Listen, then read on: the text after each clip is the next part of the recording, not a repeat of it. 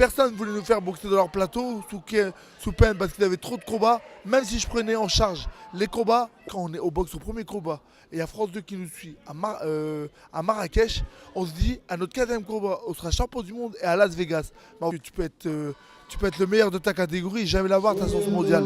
Jamais avoir ta chance mondiale.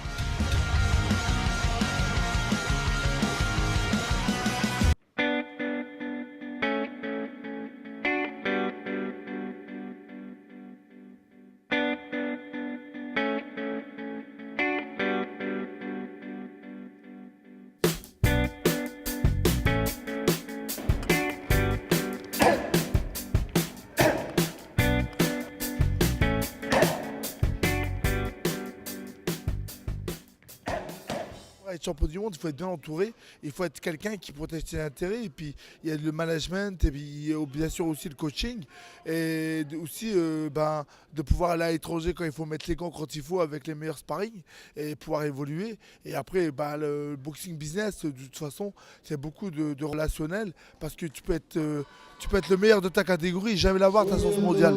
Jamais avoir ta chance mondiale si tu n'es pas bien entouré, si tu n'as pas un bon manager, si tu n'as pas un promoteur. Ta chance mondiale, tu l'auras jamais si tu n'es pas entouré au niveau promotion et management.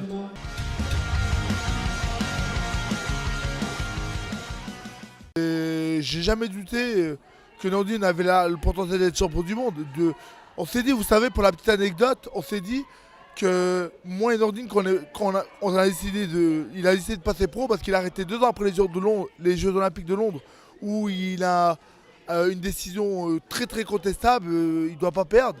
On lui vole encore son rêve, sa médaille au pied de la médaille, comme à Pékin. Il s'arrête 2 ans. Quand on reprend, on se dit, on n'avait pas de promoteur, on n'avait personne, on se débrouillait tout seul. Et d'ailleurs, je tenais justement, avant que j'oublie, de remercier le Boxing Club nazérien. Parce que c'est grâce à eux, ils nous ont beaucoup aidés. Cathy Deretar, la famille Cazot, toute la famille Cazot, Roland, Stéphane. Grâce à eux, on a pu boxer dans leur plateau pour que Nordine reste en activité. Personne ne voulait nous faire boxer dans leur plateau sous peine parce qu'ils avaient trop de combats. Même si je prenais en charge les combats, on nous a pas aidé, on nous a pas beaucoup aidé. Et il y en a très peu qui l'ont fait, comme la famille Cazot. Je voudrais justement profiter de cette couverture-là pour pouvoir les remercier. Mais on n'oublie pas vraiment ceux qui nous ont aidés pour arriver là, parce qu'il y a plein de gens dans l'ombre qui ont fait qu'on est arrivé là. Alors, même le public nazarien est connu maintenant, Nordine, à travers les combats qu'il a fait. Pourquoi c'était une période creuse, il n'y avait pas de... c'est simple qu'au début, pour boxer, personne ne voulait boxer Nordine. Alors moi, je prenais des boxeurs étrangers, des Géorgiens, pour faire boxer Nordine, parce qu'aucun Français voulait le boxer. À l'époque, les gens critiquaient, ils disaient que Nordine boxait des Géorgiens, mais aucun Français voulait le prendre. On a pu avoir notre chance pour le championnat de France parce qu'on a accepté de nous prendre. Au 5e combat de Nordine, on est devenu champion de France. À l'époque, KO au premier round. Et après, on n'a pas pu défendre notre titre parce que personne ne voulait nous prendre. Et on n'a pas pu faire le championnat d'Europe parce qu'on nous évitait. On a dû aller directement sur le double silver pour avoir une chance mondiale. On a dû vraiment passer par des chemins pour arriver au titre mondial parce que c'est ça l'essentiel. Et pour la petite anecdote, on s'est dit, moi et Nordine, on passe en pro, on se donne 15 combats. Au 15e combat, on sera champion du monde. Et l'anecdote, quand on est au boxe au premier combat, et il y a France 2 qui nous suit à Marrakech, on se dit, à notre 4e combat, on sera champion du monde et à Las Vegas. Mais en vérité, on rêvait, on disait des choses, mais... Ça a fonctionné. Ouais, et ça a fonctionné parce qu'on fait notre championnat du monde à notre 4e combat à Las Vegas. Donc c'était écrit et on a eu beaucoup de chance là-dessus parce que comme ça a eu à Las Vegas face à un Américain et on a été vu dans le monde entier, aujourd'hui Nordine cherché un titre mondial chez la catégorie des poids coqs. Il n'y a pas eu de champion du monde depuis Alphonse Alimi depuis 1957 dans cette catégorie de poids. Et encore on a la chance d'avoir la ceinture la plus prestigieuse qui est la WBC et qui pour moi est la prestigieuse en tout cas à mes yeux. Les autres fédérations aussi, c'est des bonnes fédérations, mais la WBC pour moi, c'est vraiment la fédération la plus prestigieuse parce qu'il y a des contrôles, il y a beaucoup de contrôles antidopage, il y a beaucoup de prépesés avant des combats à titre.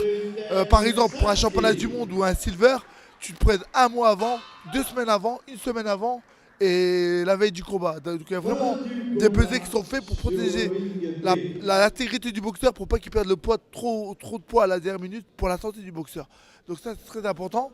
Pour moi c'est voilà.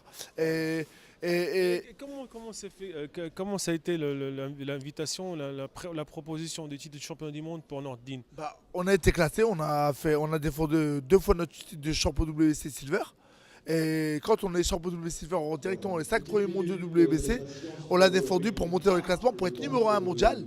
Le titre était pris par un Mexicain, mais il n'arrivait plus à faire le poids, il a abandonné le titre. Donc Nordin s'est retrouvé numéro 1 avec le titre vacant. Et derrière, on a pris le numéro 2, c'était thaïlandais. Il a laissé passer son tour pour faire une demi-finale mondiale, pour laisser Nordin prendre le numéro 3 qui était Roshi Warren. Et Nordin, Roshi Warren, il est protégé, il est aux États-Unis. On est parti le boxer chez lui, on a été prendre le titre chez lui.